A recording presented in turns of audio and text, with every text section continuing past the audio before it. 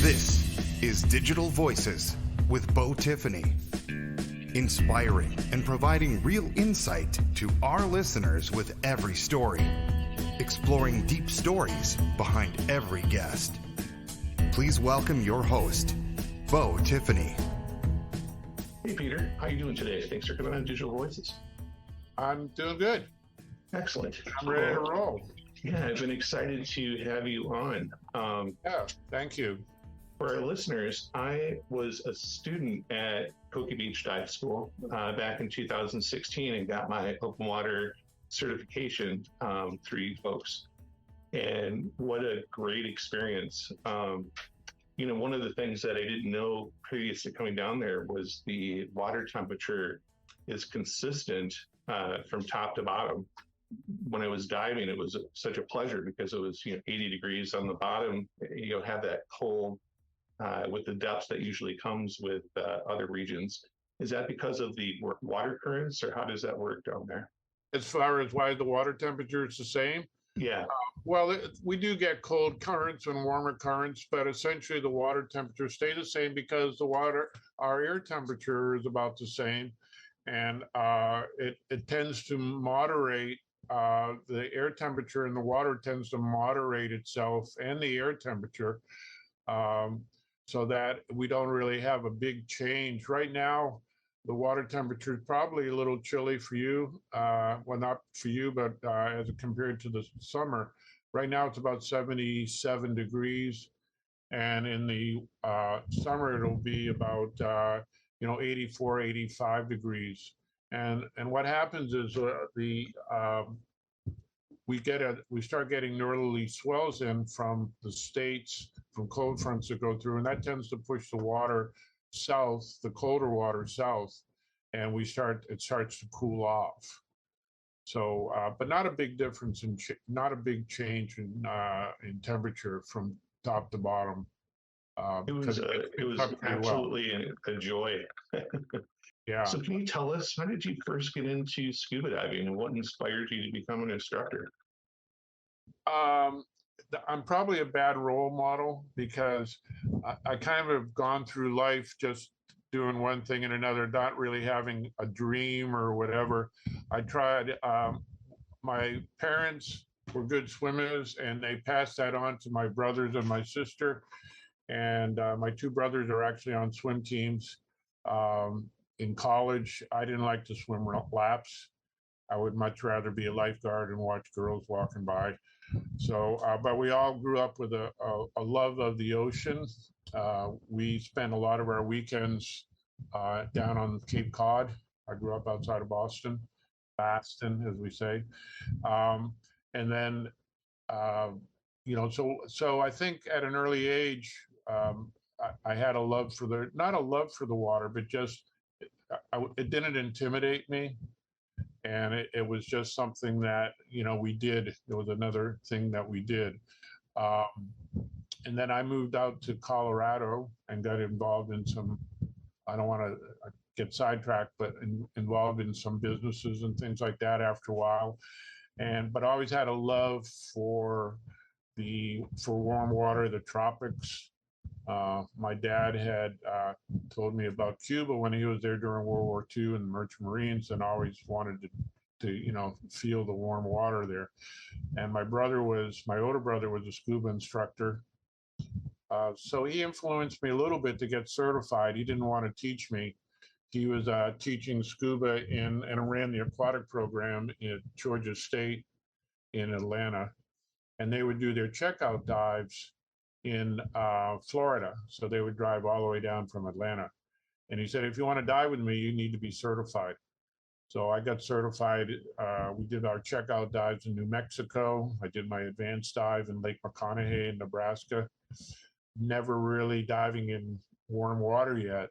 So when I got down to Florida, I got on a boat. And I didn't know that, and I only had I had 5 or 6 dives since getting certified. And in Florida, they pretty much buddy you up with someone. The dive master stays on the boat and they point out where the reef is, and you and your buddy go, and who you've never met, go out and do the dive. And my buddy had a spear gun with him. So I made sure that I never got in front of him. And we went out and actually ran into some spawning, or not as, I guess, impregnating turtles that were mating, I guess is the word, and which fascinated me. And I fell in love with the tropics by driving up through Key West back to Miami and flying back to Colorado. So that was my first introduction to not really the Caribbean, but I considered it the Caribbean. And I got tired of, I was a wine consultant. I got tired of doing that and just making money, which was good. But I've learned that over the years that the thing that really I enjoy about diving is people like you that get certified and come back, and you get a relationship going. It might not be one that you see somebody every day, but every 5 or 6 years or 10 years. And that camaraderie is something that you don't think of when you start a business, a dive business. You think about the diving and the boat dives and the beach dives and the certifications, but it's really the people that go, oh, we dove with you 10 years ago. Here's my kids. You know, I've had 3 since I dove last or whatever. Mm-hmm. And it's like a small community. So it's really kind of the thing that really has kept me at it for the last over 30 years. So I moved to, you can interrupt me at any point, that's okay. Yeah, let me ask you a couple questions. So Sure. you said that you were from Boston. So literally the city or a suburb? I grew up in a suburb called Newton, which I wasn't a rich kid. That was, but I had a really good public school education. Never went to, I tried college multiple times and realized that wasn't really for me. And my younger brother is a lawyer, and my older brother is a retired Marine colonel. So I'm kind of proudly the black sheep of the brothers. I was going to ask you if you were from a big family or a small family. So it sounds like you have a few siblings. Moderate. We had, and my sister also passed away. But so 4 kids, you know, and we all had similar, you know, we all liked the water. Like I said, we all went our separate ways. But I ended up, you know, deciding to move to the Virgin Islands. I had gotten involved in a restaurant, and the owners that we bought the restaurant from had pictures on the wall of their bar in Breckenridge, and you know, there were palm trees and a sailboat, and I was like, where is that? And I go, oh, that's St. Croix, that's St. Thomas. And I'm like, oh man, I want to like, and they go, oh, we have a t-shirt shop for sale, by the way, in our boat. And I'm like, oh, really? So I got some friends, we went down, partied our butts off, and found out that the t-shirt shop had no lease on it. The boat was an old wooden boat with the motor not working. So I decided, I don't think I'll do that, but I'll move to St. Croix and I'll start something. I was thinking more like some type of retail shop. Stopped in St. Thomas. On the way there with a friend, she had a place that we could sleep on a couch. And I like St. Thomas because there's a lot of islands that surround it. It's a pretty place. It's a beautiful place, beautiful beaches. And I walked into a dive shop. I'd really come down to do more windsurfing. And I think I've windsurfed once since I've been down here. I walked into the dive shop. There was a help wanted sign. And I said, what do you need? And I go, somebody to haul tanks around. You don't have to be an instructor or anything. And I went, okay, I can do that. And the owner was like, okay, show up tomorrow. And he asked me how long I was going to be there. And I said, oh, I'm here for a long time. And he just kind of laughed, shook his head, walked away, and said, I'll see you tomorrow. And, you know, I tell people if it had been a mortuary, I'd be a mortician now. So it just happened to be a dive shop. It wasn't a dream that I had. But so I just, it would pay the bills, and it would at least get me started for whatever my journey was going to take me. And so they happened to come out to Coki Beach to do their dives. We did a lot of divers off the cruise ships and beginner divers. And I remember that my first ride was on a safari bus with like 25 new divers. And I had to give a lesson, and I had a clipboard, and I it's like, here you go, talk to the people. And the view coming down from what's called Cassie Hill, seeing Tortola, St. John, Pillsbury Sound, I mean, it still takes my breath away, so. It's an amazing area. Anyone that's privileged enough to be out where you're residing is definitely blessed with the organic scenery of the Virgin Islands. It's definitely beautiful. You never know how people are going to take the island until they've been here for a while. A lot of people come down and they want to start a business, buy a house. And I just come down with like a suitcase full of money and a suitcase full of t-shirts, and see if you like staying here, and see if your wife or you come down with somebody, see if they like it, and if you're going to stay, so. What are some of the challenges that you face as a small business owner in the diving industry? On St. Thomas, well, first, I had a unique situation, is that, well, I think like any other business, you need to have a business plan and all that, and money, and I didn't have any of that. So what happened was that I was working for this dive shop, and we would get people that would walk up and say, we want to go diving. And we're like, well, we're really too busy. We got all these cruise ship people. And I started taking count of how many people. So so I decided that I might be able to survive on the amount of walk-ups. And that was, if I could do 4 divers a day, I could pay my bills, whatever. Okay. So the biggest advantage I had, and I'll talk about that before I talk about the problems, is that I was not competing with people that had boat dives, which all the other dive shops do. And there's only 5 or 6 on the island, really. So I had a beach dive, and I had kind of a monopoly on that. And that slowly grew. I didn't know that when I started I drove up with a van one day with a sign and some dive gear, that I needed to have a lease to be there. And they, Parks and Recreation came out and said, where's your lease? And I said, I didn't know I had one. So they kind of walked around and talked to the other vendors, said I was cool, I was just doing diving, and they let me stay. They gave me a lease. So one advantage about St. Thomas is that you could get away with things that you can't really get away, let's say, in Hawaii or other places where you need a lot more money. The disadvantages of starting a dive shop is that generally you need a fair amount of money, because of the equipment's all very expensive.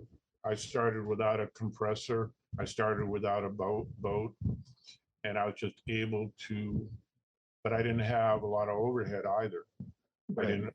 I didn't buy the business from somebody. I just started it. So, for our listeners, what decade or what years are we talking about right now? When you first set up shop? 1989. Okay. And you've been down in the Virgin Islands for quite a while. I think I moved in '86 there. Yeah. And I worked for this other dive shop. I worked on a cruise ship for a season. I also worked on I got my captain's license working on a small 6-pack boat, which took out certified divers. And when we didn't have certified divers, we'd go out and catch lobsters and sell them to restaurants. So we were, and this is all, so 87, 88, I probably did 400 or 500 dives in a year.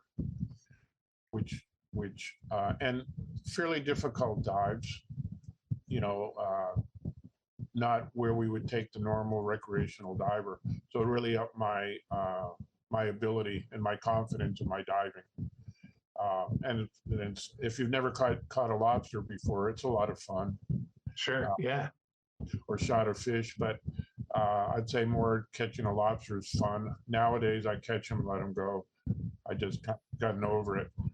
But You touched on a subject that I wanted to get a little bit more out or flesh a little bit more out with you.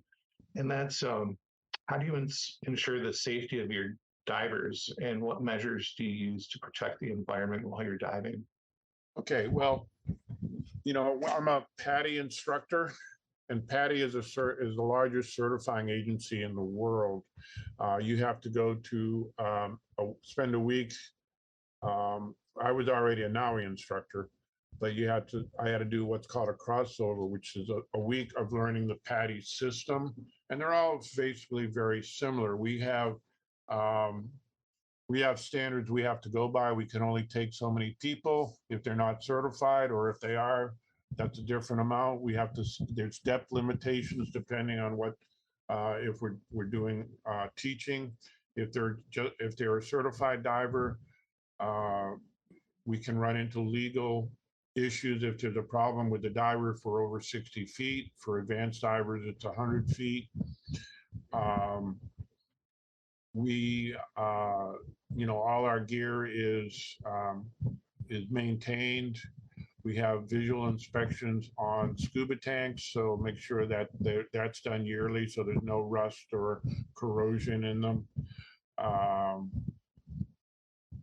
You know, there's drug testing and alcohol, you know, and obviously you can't be drinking alcohol.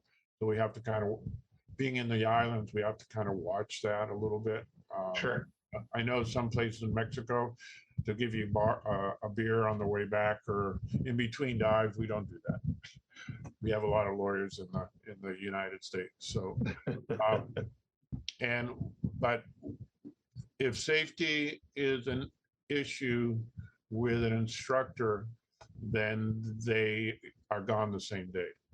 If I have to worry about somebody in the water, and I think most dive shops honestly are the same. You know, I've heard of stories of divers running out of air and things like that at other dive shops, whatever. So, but that would be basically a reason that you wouldn't be working the next day. And knock on wood, we've never had really a serious, we've never really had an accident. So we hope to keep it that way.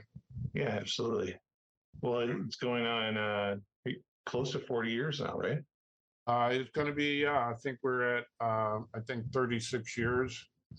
Now but we do have some factors that make it easier. That we have a beach location where we do a lot of our non-certified divers. They're called Discover Scubas if you're a Padi instructor. So they're able to practice in shallow. Well, you did this probably when you got certified. You practiced in shallow and then went out on dive and to see if you liked it. And I used to do that before you could count that dive, but I thought, why waste time with people? Let's go out, do a short dive, see if you like it, then we'll start the course. So you're taking a psychological issue away from the problem that we might have. So people can put their feet down if they're not feeling comfortable at the very beginning.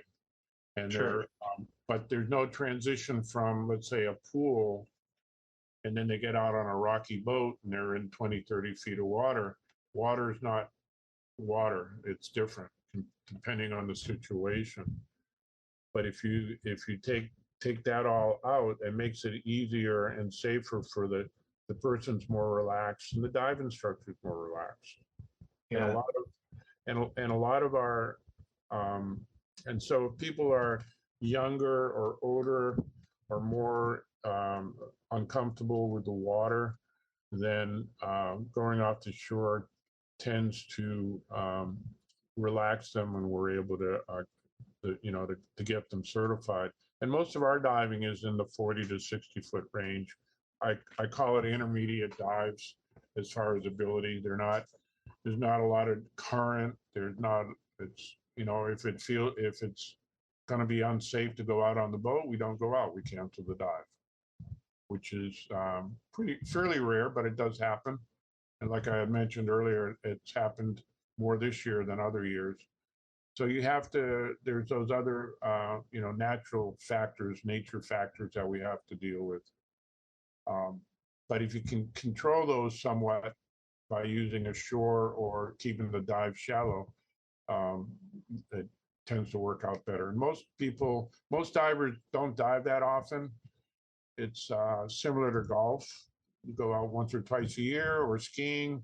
You do it. You're not taking it too seriously. You're letting the instructor run the show, and you just follow them, and it tends to work out. Sure. You've been exploring the ocean and its inhabitants for decades now. What changes have you noticed in the marine environment over the years, and what can we do to help preserve it currently? Well, that's a good question. I mean, we have multiple factors. You could talk about unspecified source pollution, which is basically runoff from the islands or wherever from land. That's going to damage the reef. You have overfishing, which will impact. If you get rid of let's say a lot of the parrotfish, it's going to impact other fish that live on the reef, and it's going to impact the coral that's there. Right now, we have a virus that's killing sea urchins, and that happened in the 80s. When I first got here, there were a lot of urchins, and then all of a sudden they kind of disappeared. They came back around 2020, and then they disappeared again. And they eat the algae, and what the algae does, they feed on the algae. So if they go away or if they die, then the algae can take over reefs, and you end up with either no coral on the reefs, which means very few fish, or very specific types of coral. So it tends to limit the amount of marine life that's there. So things would disappear. It's hard to say where the virus comes from. We have what's called stony coral disease right now, and that's a virus that can kill a coral head in a matter of a month. And that supposedly came from Miami Bay, where they were dredging for cruise ships, and it spread all over the Caribbean. It didn't take very long. They're trying antibiotics and things like that. And you also have global warming, which will warm up. I was away during Hurricane Katrina. I was in Cocos Islands diving, and we didn't have any bleaching at all. And when we came back about 3 weeks later, the reefs were white, and the water temperature had just shot up. And what will happen is the algae, if it stays away, the algae is what gives the coral reef its color, or the corals its color. But they also produce oxygen for the coral.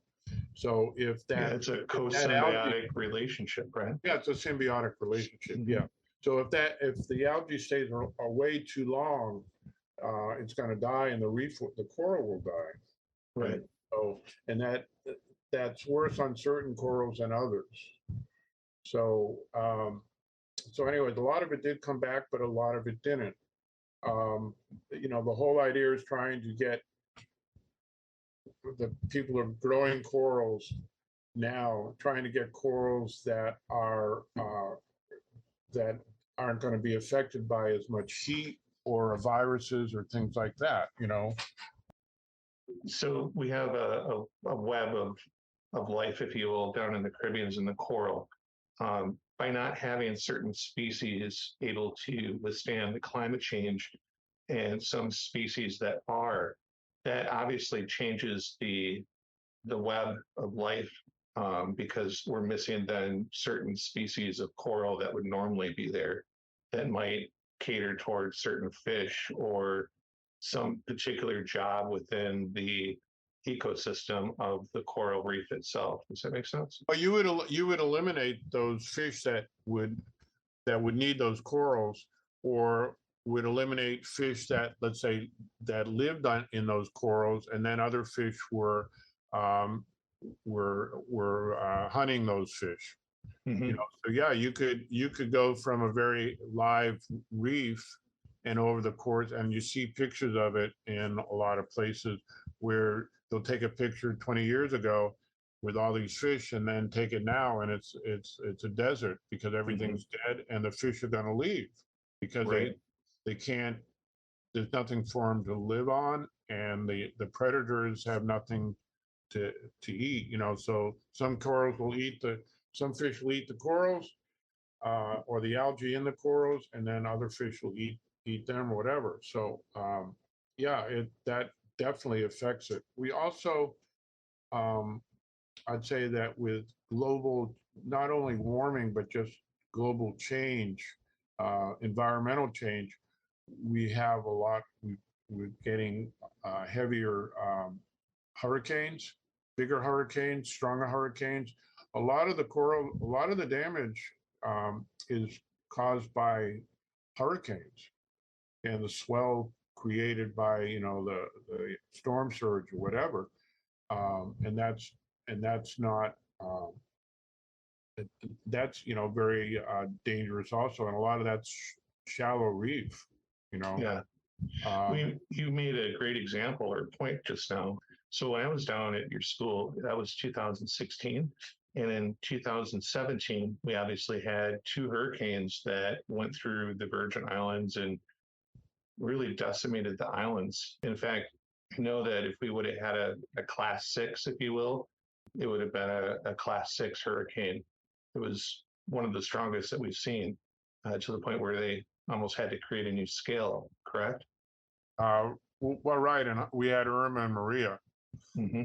that came in 2017, and even out front of our part of our reef got just flattened, but all the soft corals, we had pillar corals got knocked over.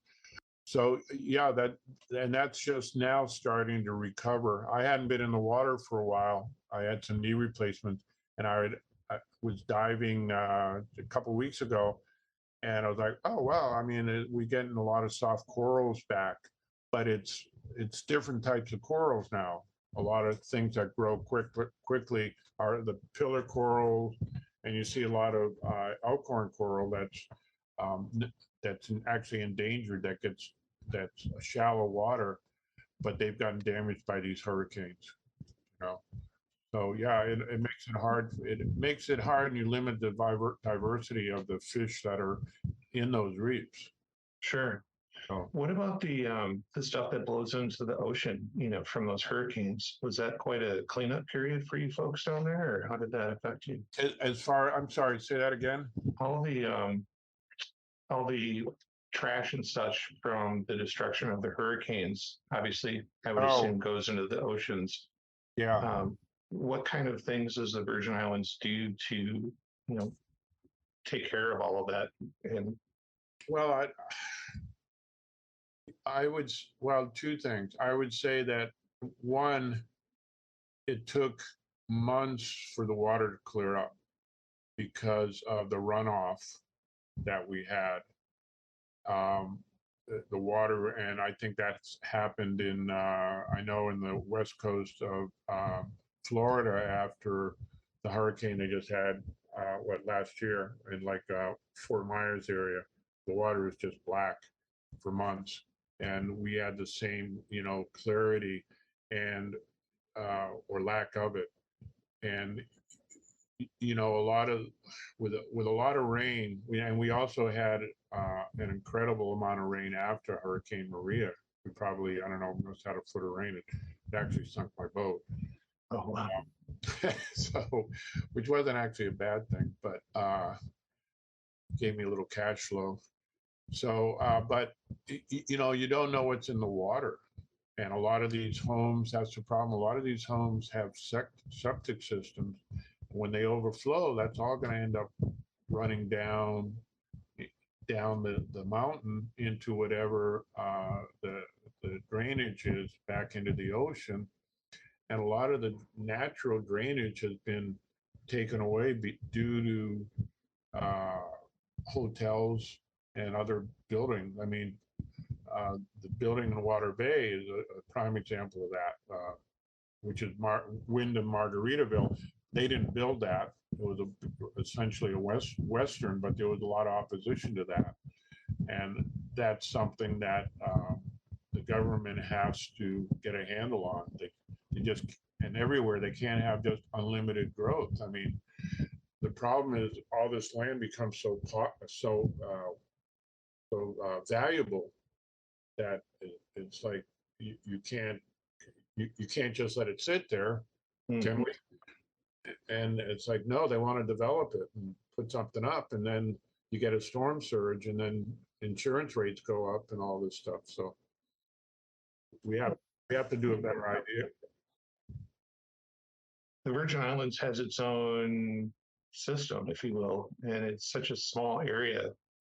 So they have like their own civil court and district court, and for 100 and basically 100,000 people or so. So it's got to be, there's some challenges, I would assume, on that end of things. Such a small area and limited resources, if you will, for the area.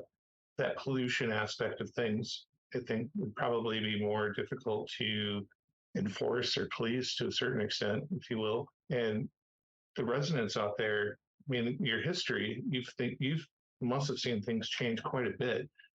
But in terms of the overall for the islands, the cultural and diversity mix is super interesting, but it's an influence of the history of the Virgin Islands, you know, everything from, you know, pirate times to recent. When you're dealing with the government on some of these issues, I guess, give me an idea. Is it easy dealing with or working with them on some of this? Are they limited in resources, so it's difficult to get, you know, support from them? How does that work for you? Well, the Virgin Islands and St. Thomas itself is one of the densest islands in the Caribbean per square mile. There's a lot of people on a small area, and it's hard to believe that we don't have recycling. All they do is they keep piling up the trash higher and higher and higher, and people haven't gotten it that we have limited resources and limited space. It used to be they could just put a dump anywhere because there weren't a lot of people on the island, and that changed in the 60s. And the people, they brought in other islanders from other islands to do where they really got away from being a sleepy little town to being, you know, the cruise ship capital of the, you know, of the Caribbean. So, you know, they don't, they kind of do lip service to the environment. I mean, if you look at Hess oil company or Hess refinery over in St. Croix, they had made all these promises. They were going to give jobs and they were going to keep it from getting polluted, that area. And environmentally, they just ruined that whole South Shore of St. Croix, and they brought in other labor. And then, you know, it got sold, and they just had, there was an aluminum plant there for a while. And on St. Thomas, we rely on the cruise ships, and we rely on a certain amount per person that they get taxed, you know, like a room tax or whatever it might be. So the only way they're going to get more money is to get more guests in on the cruise ships, basically. And they have not, it's kind of smart in a way because they don't need the infrastructure. They don't need the hotels. They don't need the rooms, rather. They don't need the restaurants. Uh, People are being driven around in safari buses, so the roads aren't as important. But um, it's limited to, I mean, how many people can they actually keep bringing on to the island? How big are these cruise ships going to get? Hmm. And I know that there's been some real environmental issues in other, like the Caymans, with building big ports and ruining the reefs that are there, and they're a dive destination area. Right. St. Thomas is not really a dive destination area, and you had a question about you know about dive locations and the ones that are not as well known, and St. Thomas falls right in there. We're not meeting our what we could do. We can do a lot more with the diving we have, but we get very little support from the government and from tourism. It just kind of like we're out there and whatever. I mean, uh, we all most of the moorings that are on our dive sites are not there now because they aren't maintained. The government, they don't ever have the money to do anything other than to buy themselves new vehicles and to give themselves raises. But they don't have the money to do the infrastructure of what they need to do. Over COVID, you had a question about COVID. We were very busy over COVID because the British Virgin Islands were closed, which is really a big competitor for us. And a lot of people did not want to go too far away, or they couldn't. They couldn't go to Indonesia to dive, or they couldn't go to some of these other places, or they didn't want to get sick and end up in a hospital in some third world country. Though I think our hospital is not, it's not state of the art, put it that way. I mean, so people would be amazed if they ever went in there, and we have great doctors, great nurses, but they aren't supported by the money, or it's they hire a hospital manager that they're paying $200,000, $300,000 a year. Doesn't live on the island, never learn to drive a car, and then they leave instead of hiring somebody that's from here, that knows what's going on. But anyway, so there's a lot of issues in the Virgin Islands. They seem to kind of shoot themselves in the foot. Sure. I have been exploring a little bit of the issues within the Virgin Islands.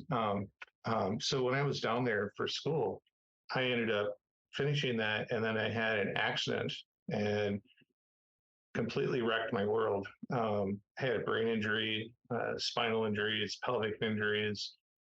But one of the things that I noticed in my own journey, if you will, is the frustrations of the legal system down in the U.S. Virgin Islands. I ended up finding out that civil cases are stretching back to like 2000. Criminal cases take an average of 12 years to get to trial. And the Office of Disciplinary Counsel, the grievances against attorneys for malpractice are stretching back to 1996 with nearly 200 in backlog. And one of the things that I was exploring is, obviously Epstein's Island was a big thing in the news. Everybody knows about it. When I was down there going to school, I heard about it back in 2016, not only from my instructor, but also when I went on excursions through local businesses, I heard about it. And so I find it troubling to a certain extent, because as I've gone through this, it lines up in a weird coincidental way, or in a way that is indicative of it tosses out a red flag where it shows things aren't quite right. But Epstein bought his island in '98, And the victims, because there's no specialized courts in the Virgin Islands, are lumped into the civil courts for the Supreme Court. And when you're taking, 2 decades or whatever to actually get to trial, it allows these people to continue to operate with impunity. And one of the big reasons for the issues that have I've brought to light, along with more, was that there's a lack of resources. But some of that, like you said, they're the political figures or the 15 representatives and the governor and the staff. They have huge salaries. I know that for your representatives, there's 15 for a population of like 100,000, and each one's making $150,000 to $200,000 a year. Office of Disciplinary Counsel has one part-time investigator to handle all these cases going back to '96. And because there's no specialized courts, a lot of the victims from Epstein are then, we realize now, are still waiting to find justice, stuck in that civil court. One of the big loopholes that the U.S. Virgin Islands has is lack of laws regarding how long, a case can sit in limbo, if you will. That's why they're able to have these cases and these disciplinary actions that are then left to, the wind for decades. So I guess where that comes full circle is looking at the victims for Epstein and looking at how the government challenges individuals even just to work within the system. Bringing that over to Coki Beach's aspect of things, is there frustrations, running the business that you're having to deal with things with the government? Can you give us a little bit of insight on a local perspective? Well, I mean, I try to fly under the radar, and I try to make friends, and I've been in Coki Beach for over 30 years, so I do consider that kind of family. But I've been fortunate that I haven't had to really deal with the legal system. Like I talked about not having a lease or whatever. Probably if I had gone to and asked what I needed, then I would have been refused, and I would have never started my business. So a lot of times it's just better to just do things. But I'm a small fish. I don't have a lot of money. I'm not like Epstein or whatever. Now he there was, I don't know if you got the news, if you get the newspaper, the Daily News, but there was a lot going on about a month or two ago, and the Attorney General got fired by the governor.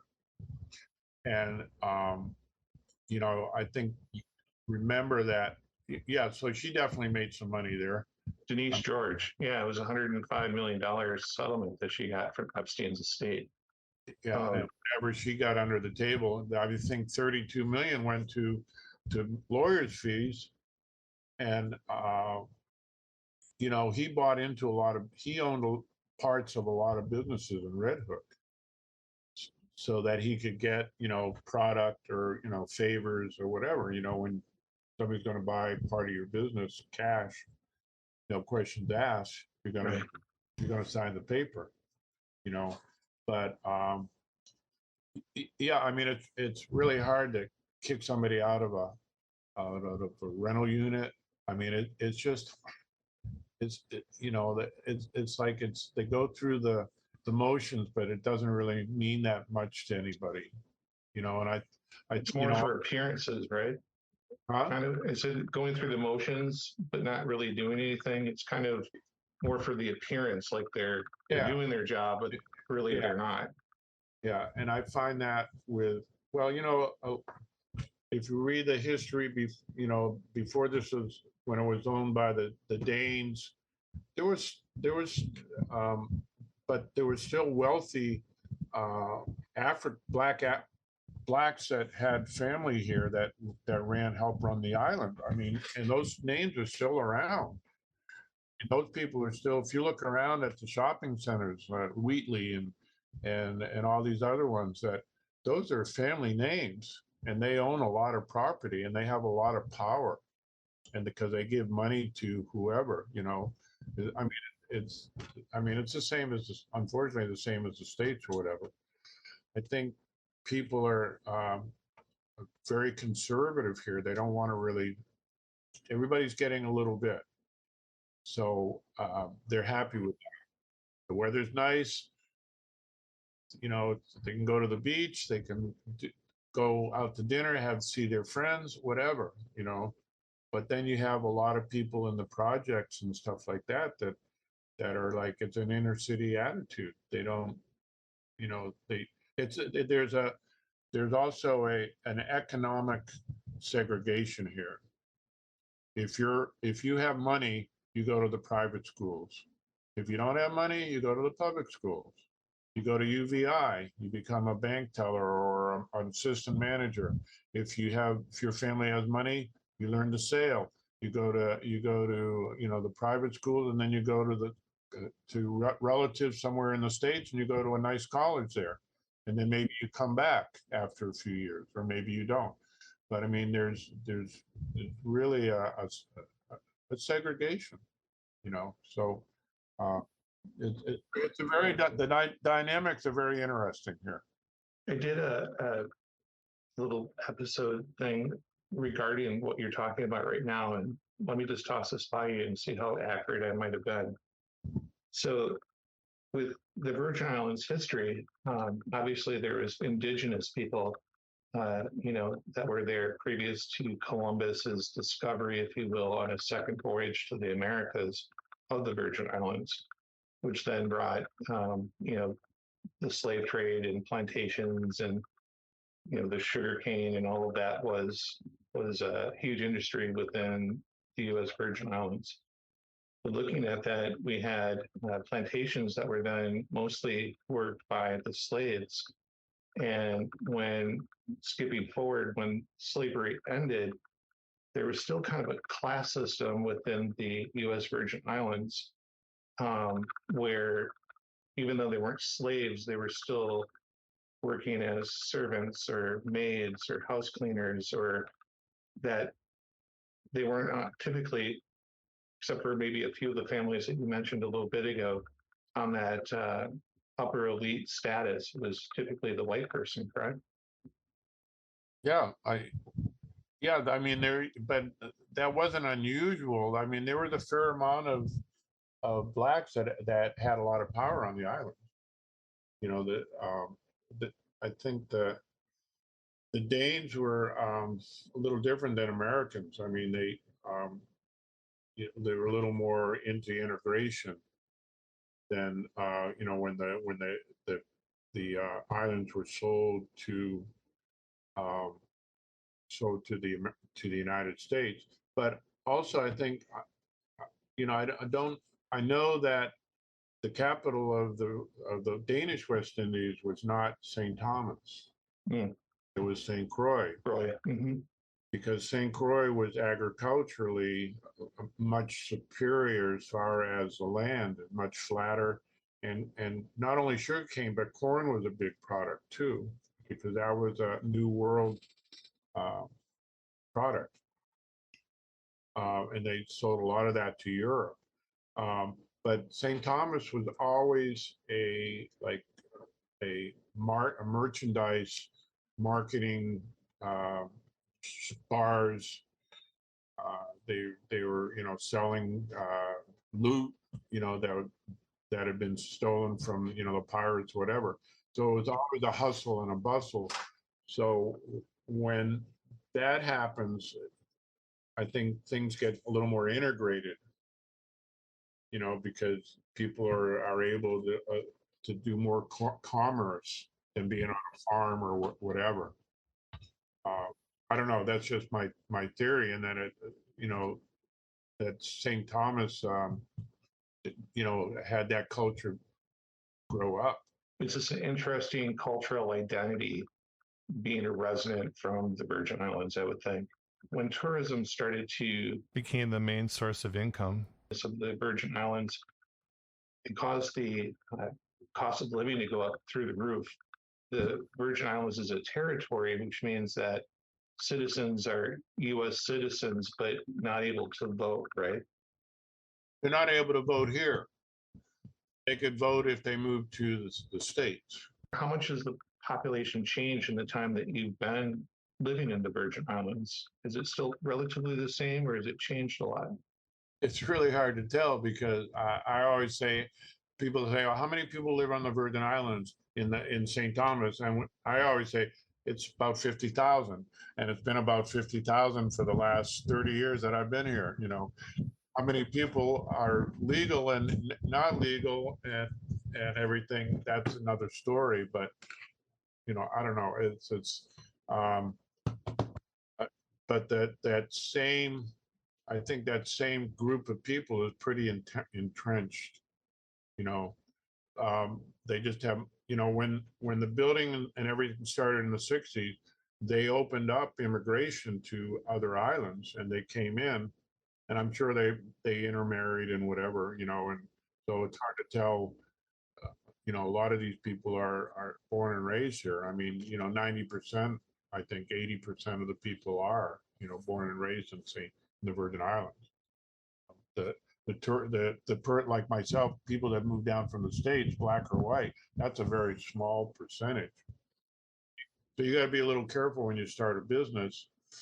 Um, you know, thinking, oh, I'm going to be able to have this type of business because there's a lot of people here, but only there's a small amount that are going to be interested in what you sell. Let's say now, you know, with the internet, you're talking about how my business has changed. You know, I started out as a one-man operation, and then when Hugo hit, I moved to I went to work for FEMA and the Small Business Administration, primarily in St. Croix. And a couple of guys that I knew that were dive instructors kind of said, "Hey, we don't have a job.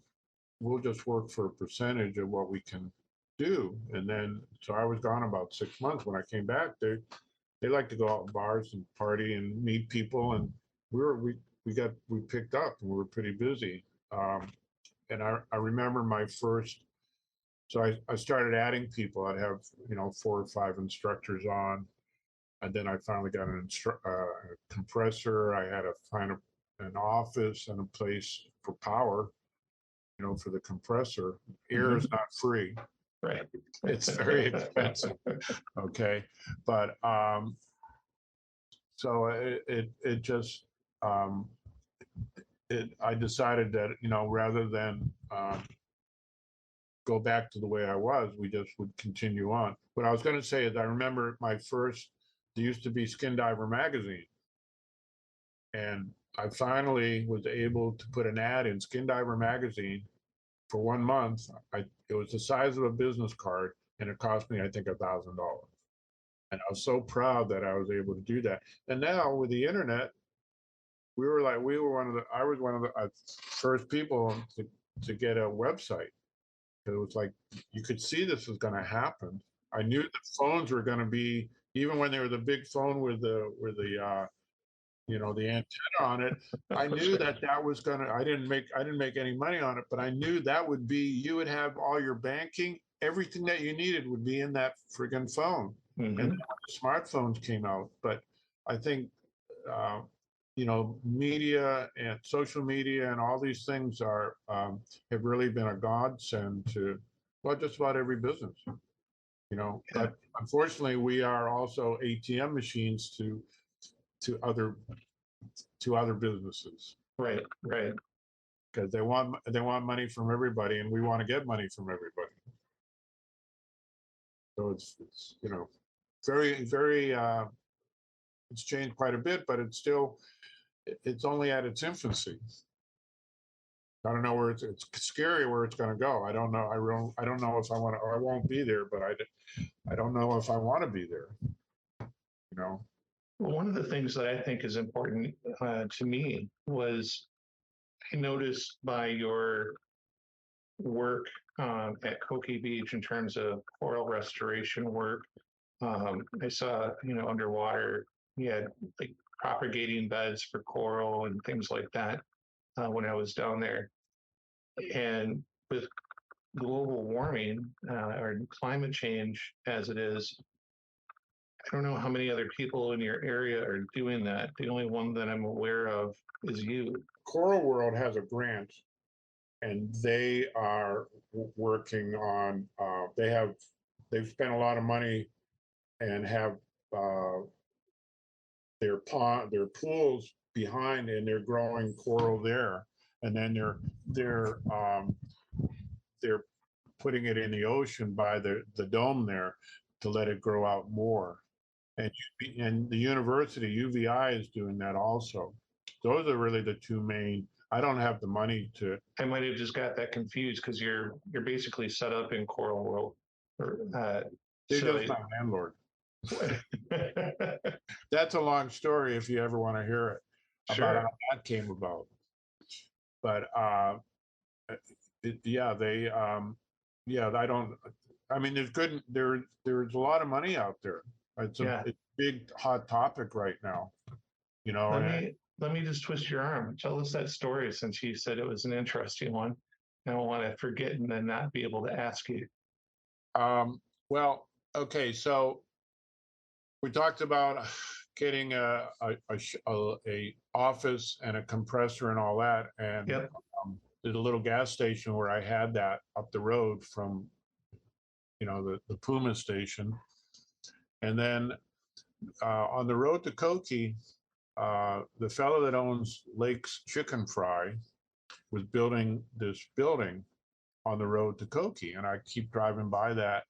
And one day I stopped and started talking to Mr. Lake, and I said, when you get it built, you let me know because I want the bottom right-hand side because I want to put a dive shop there. And so he finally got it built, and we got together, and I signed a lease 1 week before Hurricane Marilyn. So Hurricane Marilyn hit. I had this $1,500 a month lease and no business. So after you go, I went to work for FEMA. So I went back to work to FEMA, and then I met my ex-wife now.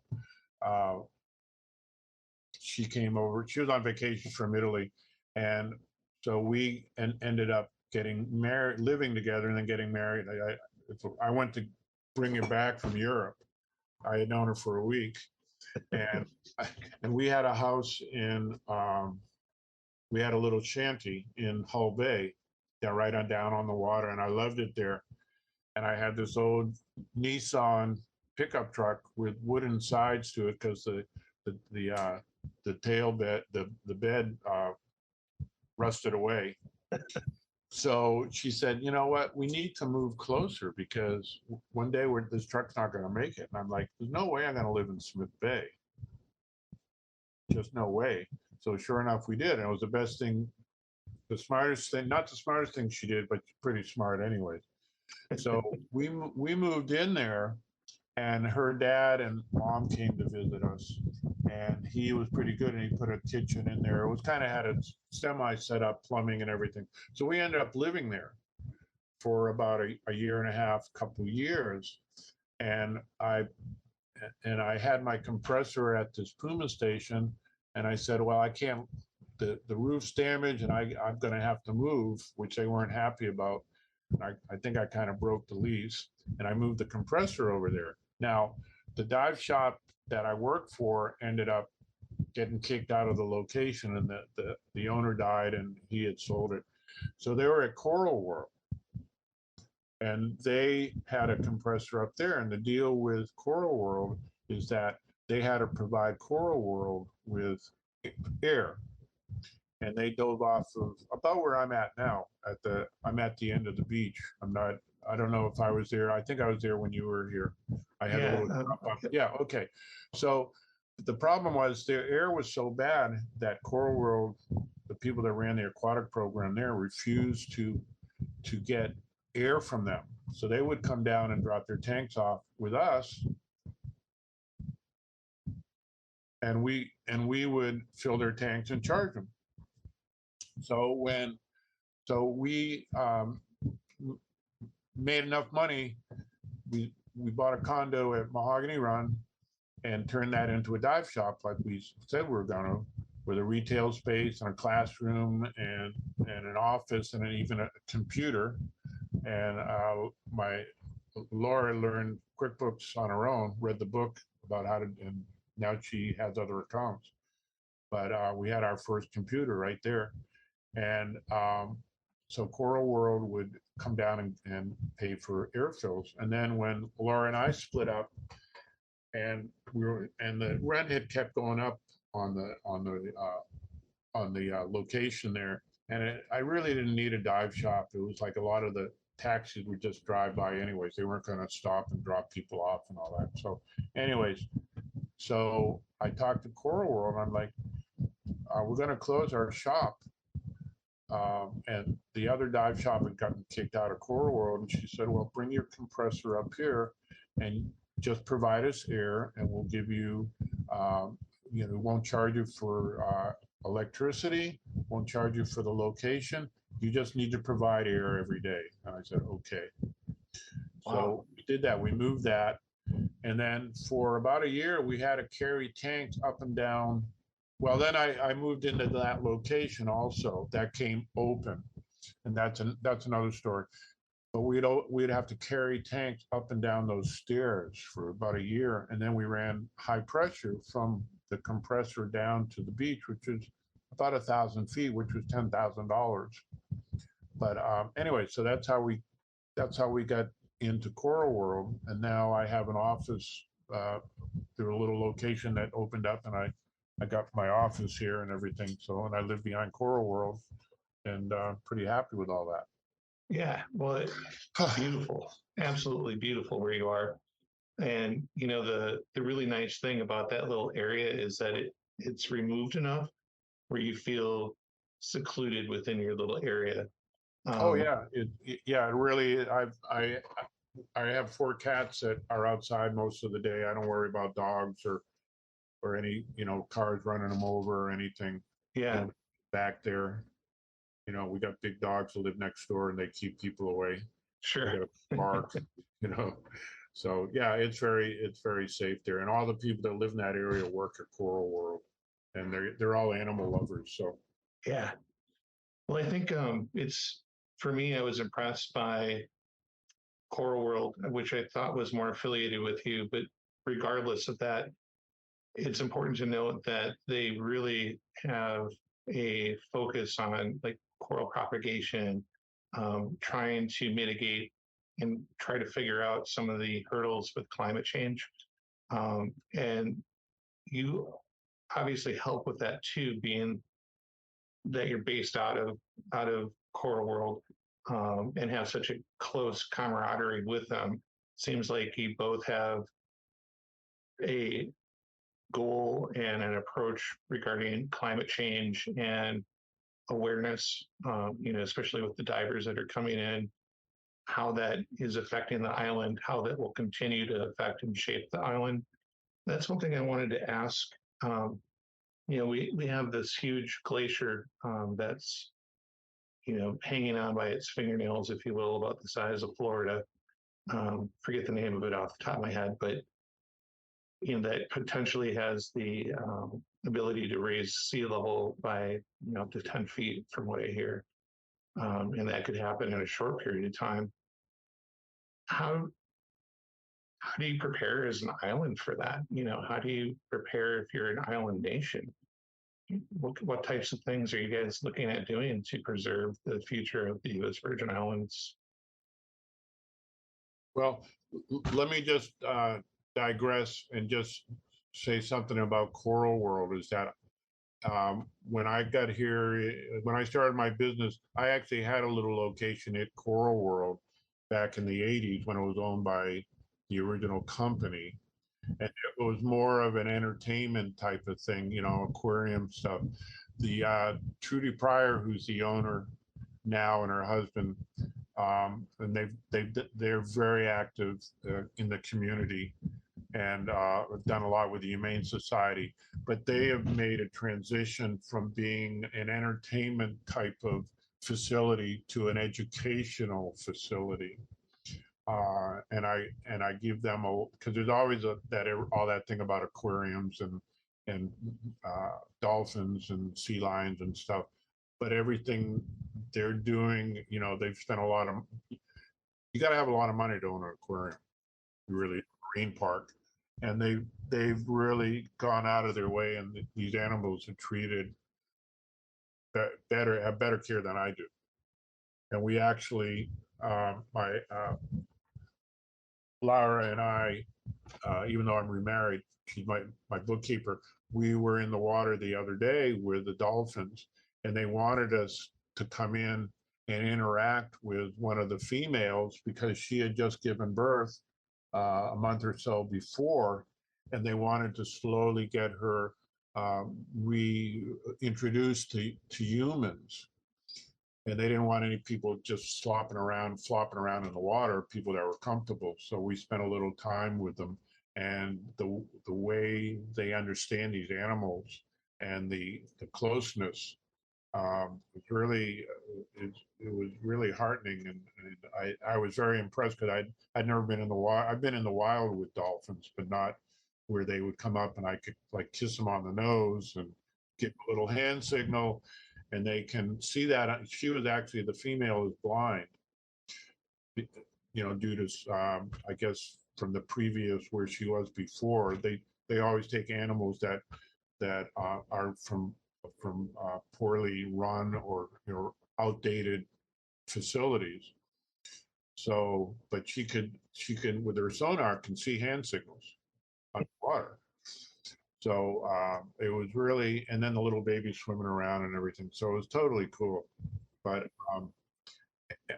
anyways, so I just wanted to mention that about Coral World, that it's really gone and changed to being trying to be an educational center. We do a lot with the university, and they do also. We do students that are from the public schools that go and it's youth, YOE it's called, and the kids that are get in the water, learn to snorkel, learn to swim, and then the ones that can or want to, we'll take them on a dive and see if they want to get certified.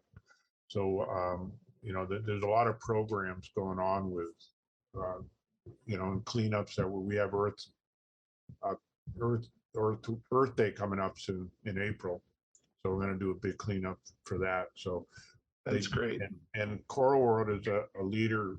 We kind of work together on a lot of that stuff. So, well, that was one thing that brought me down to your area, is the reputation of your school. First of all, you're well known around the world. I think one of the nicest things about it as well is, like we talked about earlier, is the water temperature from floor to ceiling, if you will. It's one of the most enjoyable diving experiences for anyone. Usually you get cold the further you go down, but not in the Virgin Islands. Yeah. Well, I agree. I agree with that. I think I don't know about all the fame, but I do know that it's a unique place, and we keep saying that this is we have a unique. How I got it, I didn't dream it. That wasn't my goal, but things tended to fall in line, Some of my guests that I have on, when they look back, they sometimes say, it almost seems like someone planned this for me, Yeah, the way that things came together. Do you feel like that regarding your past when you look at it? I'm not a overly religious person. My whole, ever since I moved to Colorado, I mean, it's kind of happened that way. I know with my first wife, for our first date was at this restaurant, and I'm like, God, this is such a nice place. I'd really love to own this. And sure enough, I became one of the owners of it, and through no fault of my own or no effort of my own. Mm-hmm. and and then coming out to St. Thomas, like I said, I could have been. I was comfortable in the water, and I'm still learning about all this power that's out there, and I do love diving because I see the spiritual, or the relationship of one species, or one. You see it all come together because it's all one. It needs every part of it. If you take one part away, you're going to lose the other parts. It's like if you take the algae away because the water gets too warm, the coral's going to die. And if the coral dies, the fish are going to go away.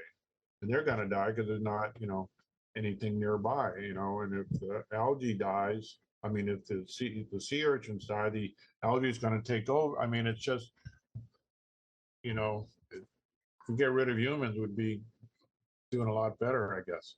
But, I've said that a few times myself.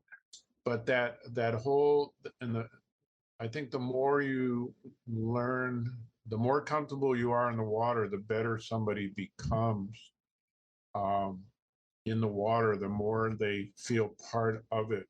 I always compare it to like the mountain man, like Jeremiah Johnson, in the Pilgrims that were like in the covered wagons. They were isolated in their wagons, where he was part of the nature, and he was accepted by the Indians, or some of them anyways, and some of the animals, and he was just one of the group. And it's the same thing underwater. You just you get to a level where you don't really think about being underwater. You're just there looking at the rest of the world, and how it's all interconnected, and with what's above land. It's called Earth, but it's really, most of Earth is underwater. It's only humans that call it Earth.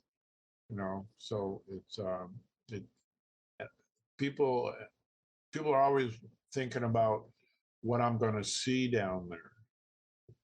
Like they're going to go and look at drive a car and look at the leaves.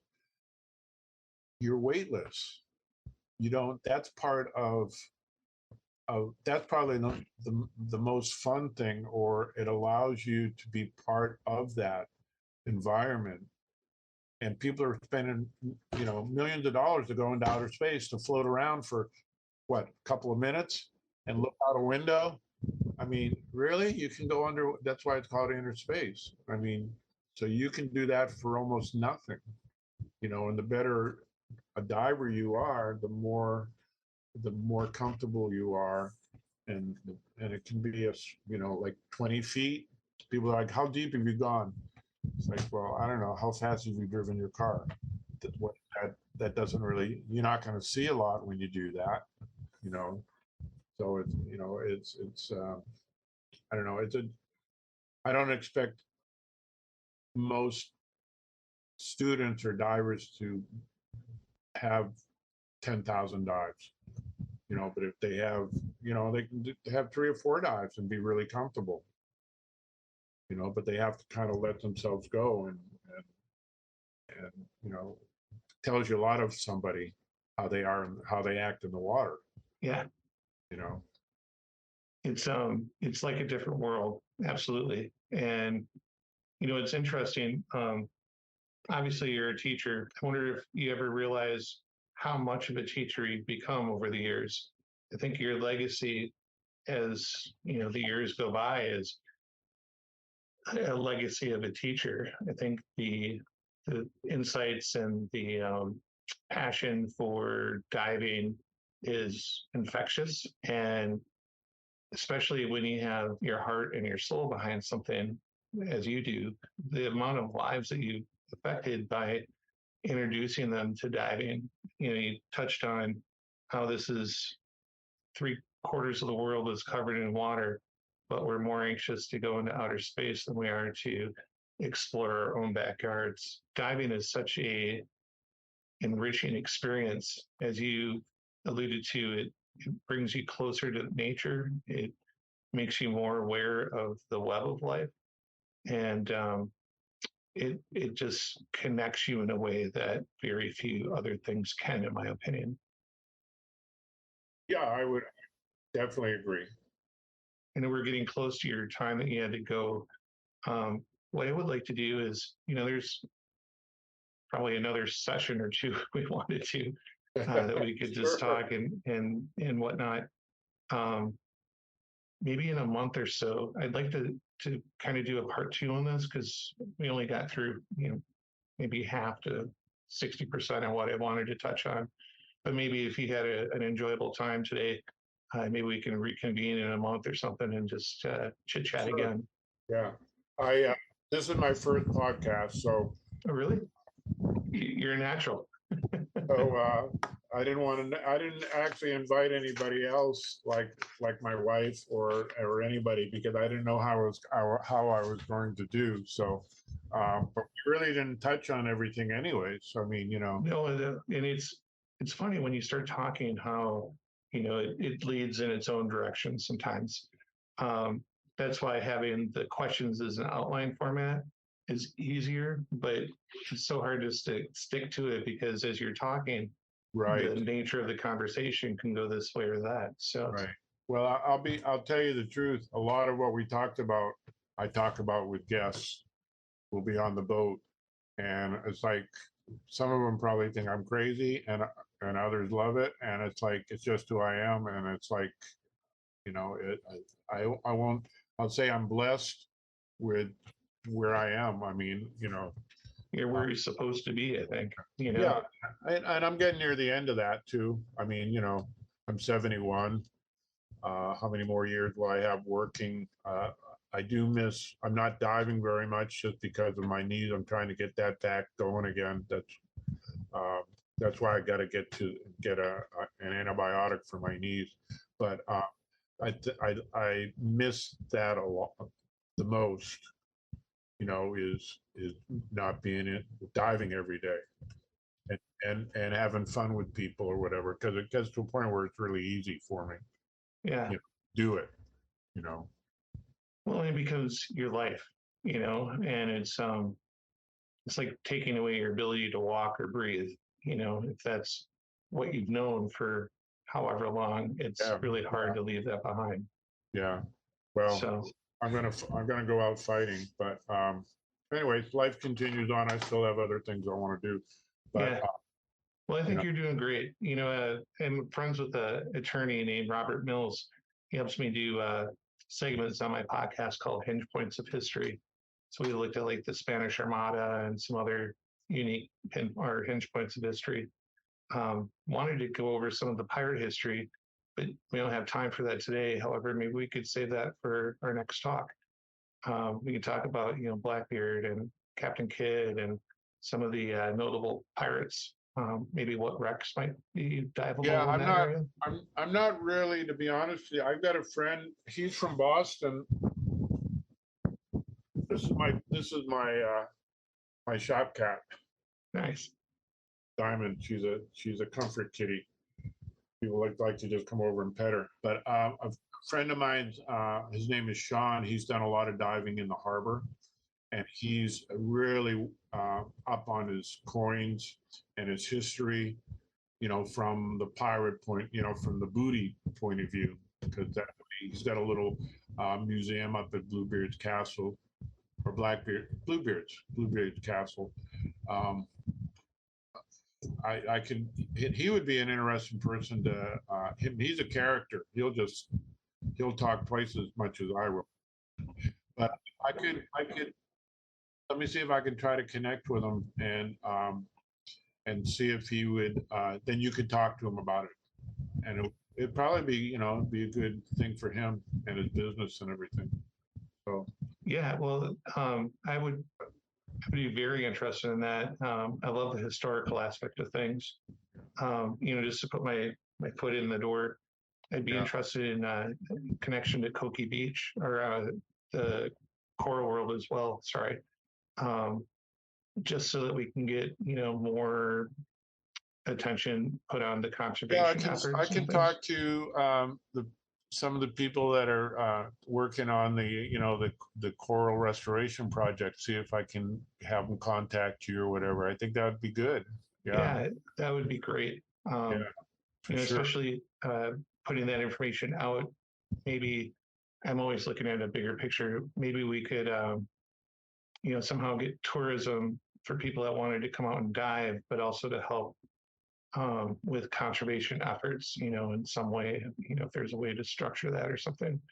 I think people would be more than happy, especially as divers, to contribute along with taking a vacation at the same time. So I don't know. Oh, yeah. I mean, well, there's programs that do that. I mean, Right. and actually, people pay a lot to go work. Yeah. Funny how that works, right? I've seen some of those programs, so I don't know. We can definitely see about all that. Yeah. Fair enough. I'm sensitive to your time, so I'll wrap this up now. Yeah. Let me reach out to you here in the future, and maybe we can schedule a part 2 and make some connections. We'll see what we can do to help share that story and awareness. Sure. It's been a pleasure talking with you today. Thank you for being on. Same for you. It was enjoyable. Yeah. I had a great time. So yeah, let me reach back out in a week or two, and we'll touch base with you, see what your schedule is like. It'll take a little bit of time planning. I'm going to be gone for a little bit in April, but for a couple of weeks, and then other than that, I'll be back. Sounds wonderful. Huh? So it sounds wonderful. Yeah, and we'll get a coastal week or Earth Week or Earth Day. Excuse me. It's confusing. They're all coastal week or Earth Day, whatever. So Earth Day is on Saturday. I think it's the 20th of April. So we'll be doing a cleanup then. So sometime around that we can talk about all that. Yeah, absolutely. I mean, we can help to market that a little bit too for awareness. Sure. So, Peter, I appreciate you. Okay. I wish you a great day. You have yourself an enjoyable weekend. We'll talk soon. Okay. Okay. This has been Digital Voices with Beau Tiffany, exploring deep stories from real-life guests with real-life experiences, providing insight to our listeners with every story. Stay up to date on future podcasts by bookmarking Digital Voices with Beau Tiffany.podbean.com and follow Beau on social media by searching Digital Voices with Beau Tiffany. Have an idea for a future story? Send your idea to acrmadison@gmail.com. Until next time, grab life by the horns and keep inspiring others.